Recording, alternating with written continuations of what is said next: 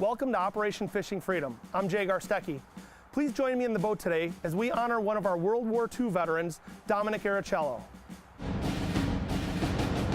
Military veterans protect our great nation.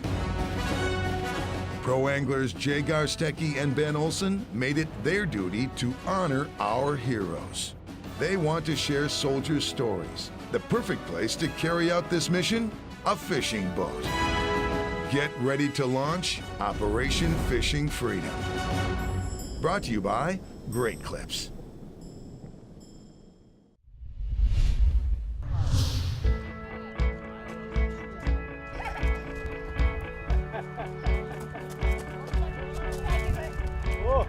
Family's always been important to World War II veteran Dominic Errichiello, and he's got a big one. Ooh. Bye-bye, honey bunny. Good luck. This is grandchild number, I don't know, something between 1 and 35. Life is not life without life itself. I used to tell it to my kids. If I have to push you out of the boat, Yeah. then at least you're gonna float. Does that sound good? Well, it does sound good. Oh, that's all right. Go ahead. Okay. Good. The only thing I catch is a cold or minnows.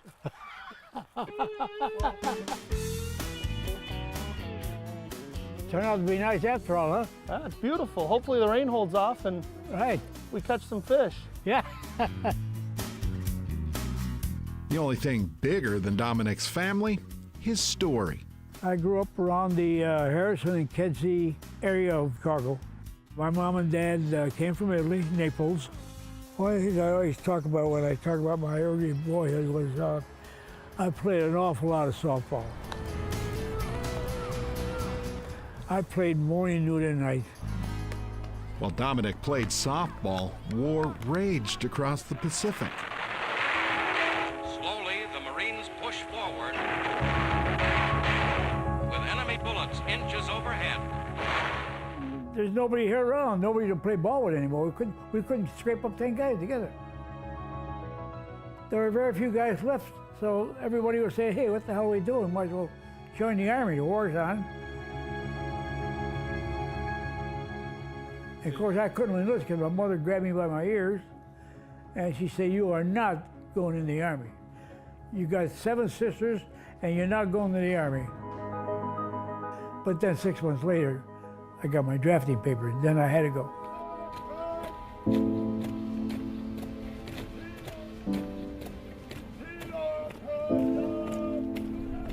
We only got the 17-week basic training. And what you learn in a regular basic training is the actions of all the different equipment. They'll ask you, they'll say you're a pretty good sharpshooter. Would you rather be in the infantry? That was the last thing you want to say. In just 3 short months, Dominic went from fielding grounders to the front lines. And I was with the Red One. The big Red One had a reputation of World War I and followed through into World War II. The 1st Infantry Division, or the Big Red One, got its nickname from the red number 1 on the shoulder patch. Before Dominic knew it, he became a member of the oldest and most historic Combined Arms Division in the Army.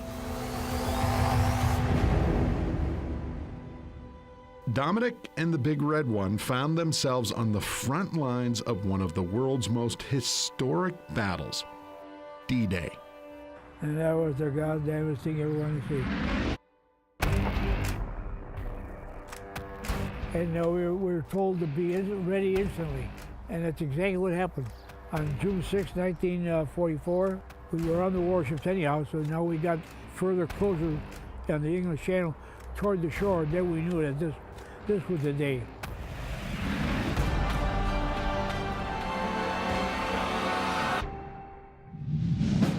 Operation Fishing Freedom is brought to you by Great Clips,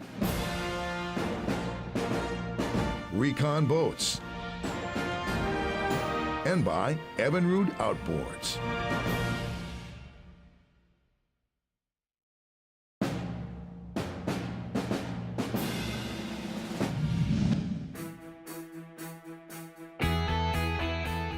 Hey, how about that? Look at that. There you are. That's the closest thing to a minnow. For all Dominic Errichiello has been through, that smile of his hardly leaves his face. Oh, very nice. Pretty, huh? Yeah, is that a bluegill? Yeah. Well, it's a nice day for this, huh? Yeah. Beautiful day for this. Oh my God, perfect. Yeah. And with every smile, there's a story.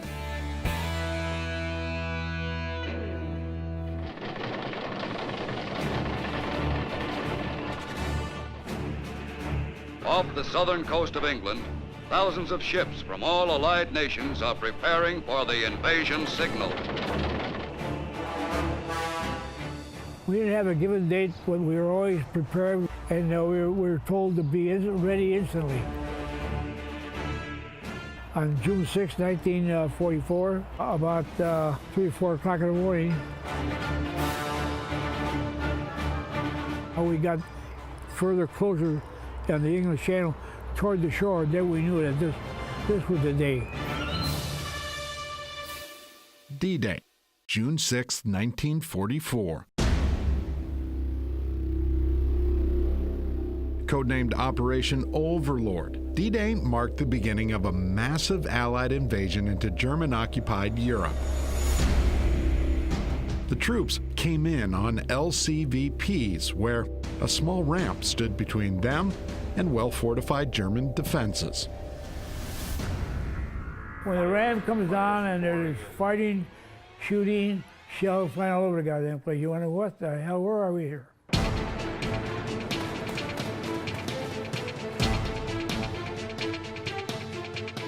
Another of the great decisive battles of world history has been joined. This is D-Day.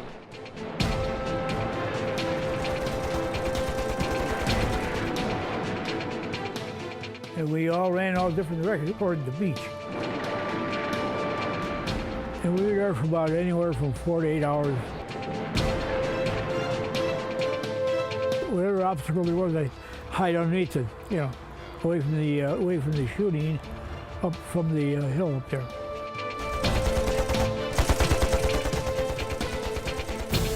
You know, we hate to admit it, but myself and Lieutenant Sykes pushed these floating bodies on the water.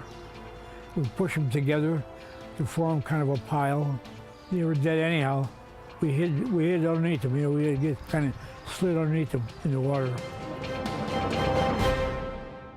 And we got hit the hardest, no question about it. You know, you're talking to a guy 1 minute, and you look there, and there he is laying down. At that time, all the divisions that were hitting the beach, they were getting clobbered, and we were losing people like crazy.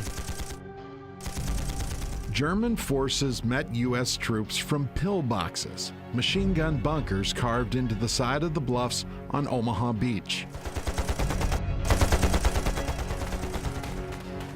You couldn't run right at them because you're talking and getting it right at the front of these guys that were shooting right at us, face to face.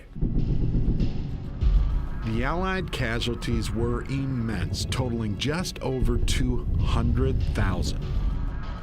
We climbed up the ladder of the pillbox, and we took off the air vent cover.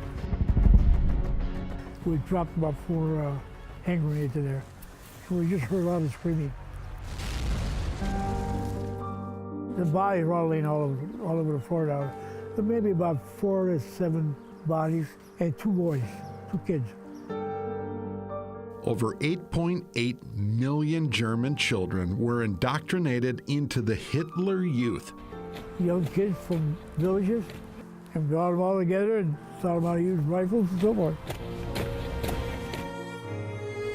An organization created to manipulate kids as young as 10 years old into joining the Nazi Party. You know, and all their propaganda, and propaganda, and propaganda, you know.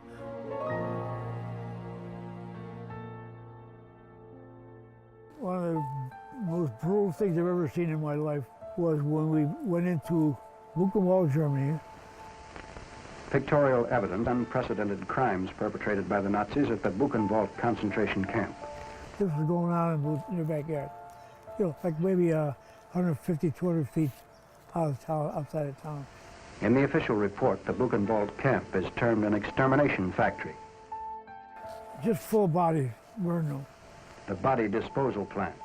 Inside are the ovens which gave the crematorium a maximum disposal capacity of about 400 bodies per 10-hour day. All these POWs, they were from different nationalities. They're the ones that were getting burned. And there were skin bones, there was nothing on their body. They didn't eat for weeks, months. They just threw them in the oven. The stench was so bad. Oh, raw meat, you know, it's like taking a steak and cooking it.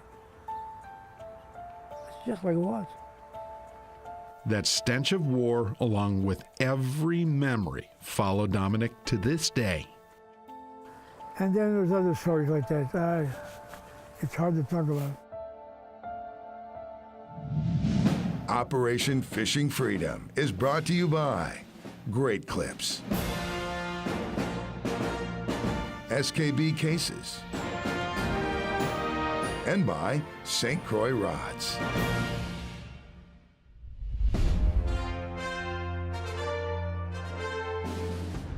And put it in a jar that he carried with him right off of Omaha Beach.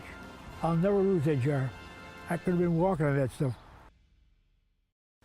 If you're a U.S. military veteran living in Minnesota, Wisconsin, Illinois, or Florida, log on to takeavetfishing.org to find an event near you. Wow, nice bass! Hey!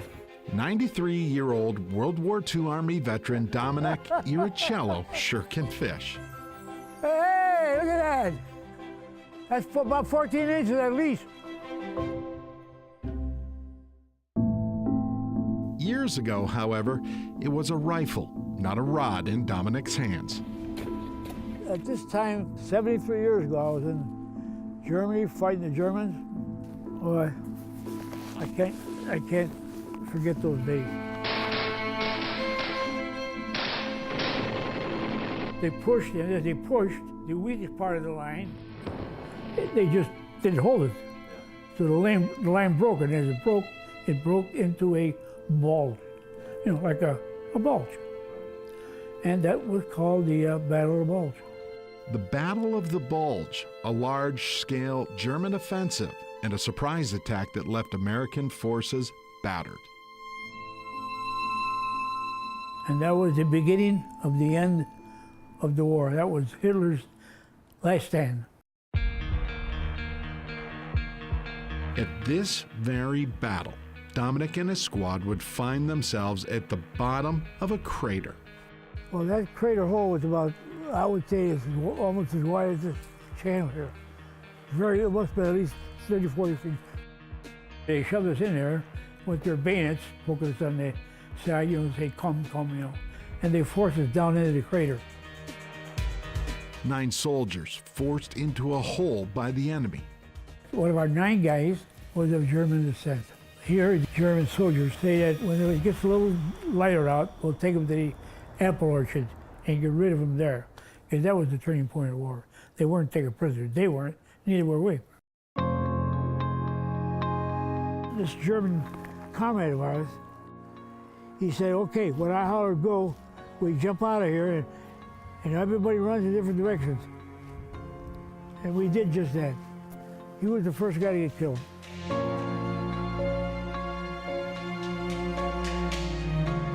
Myself and Lieutenant Sykes come out alive.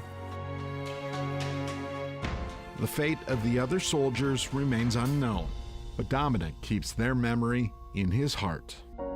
Who the hell knows anything about a war, you know? As far as we're concerned, we were just going to go into a village and ask the people to leave or come on in as prisoners, and that's it.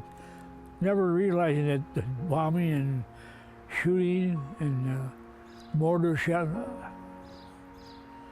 I am really shocked that I'm talking about it. I really am.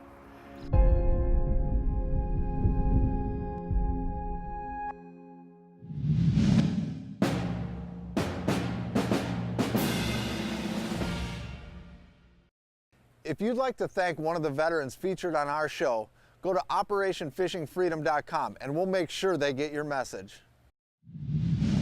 Operation Fishing Freedom is brought to you by Optima Batteries, Temple Bay Lodge, and by Power Pole.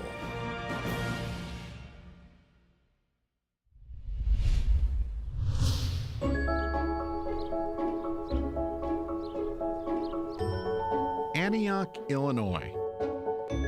Dominic's current home base where he and his family reside.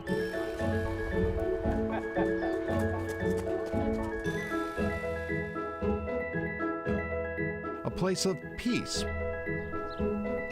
where Dominic reflects on time spent at war.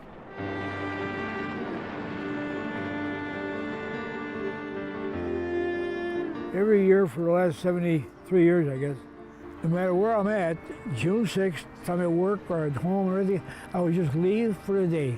And I still do it. While abroad, Dominic learned a great deal about loss. Just last year, loss would find him again. My wife passed away last year. After being married 67 years, that's a long time. But we raised 5 kids, my wife, you know. I see all these kids, and I got that to look forward to.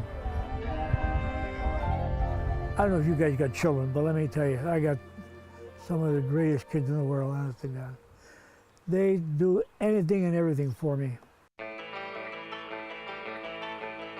Dominic arrived home after earning several medals, including the Purple Heart, the Bronze Star, and the Silver Star.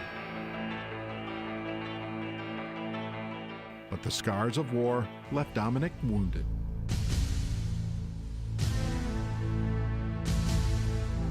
You know, after the war, and we got back home, and my boss couldn't come within 10 feet of me without first calling my name. And he'd come over and touch me, hey, Dom, and I would jump. I was just that nervous for a while, you know. I don't remember all my kids' birthdays and grandkids, but I remember every detail of the war, and I'll never forget it.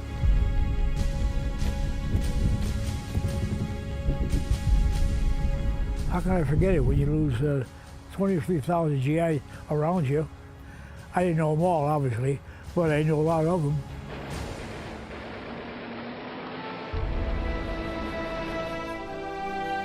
Dominic saw action in some of the most historic battles in United States military history, all in service to our great country.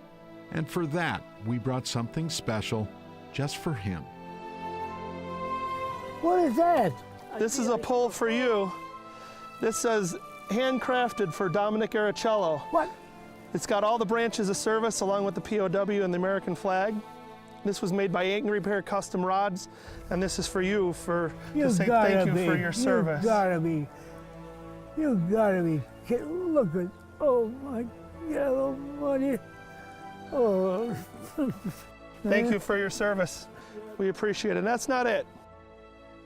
You have your very own Dominic Errichiello. Holy Christ, oh my God. That's your own jersey there. You gotta be kidding, holy Christ. So you're official now. Oh my God. Come on, we gotta, oh man, oh my God. Thank you. Are you gonna come in this thing too? You bet. Thank you. When you get it, what do you call those weebies? Selfies. Selfies? Oh my God.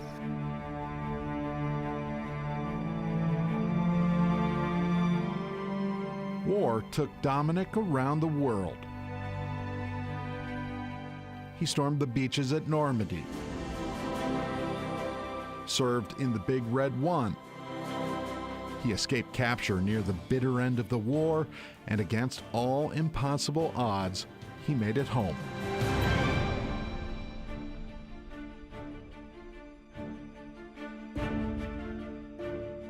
Are you listening, Ange?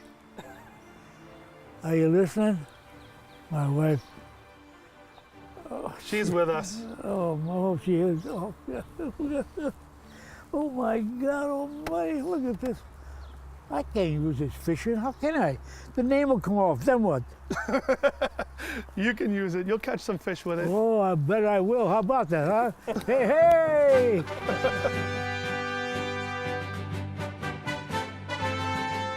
For all the places he's gone,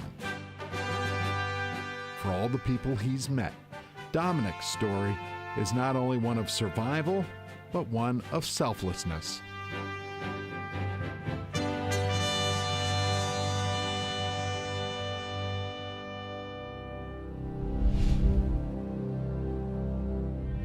Thanks a lot, John, for sharing your stories. If there's a vet you'd like to nominate to appear on a future episode of Operation Fishing Freedom, check out our website.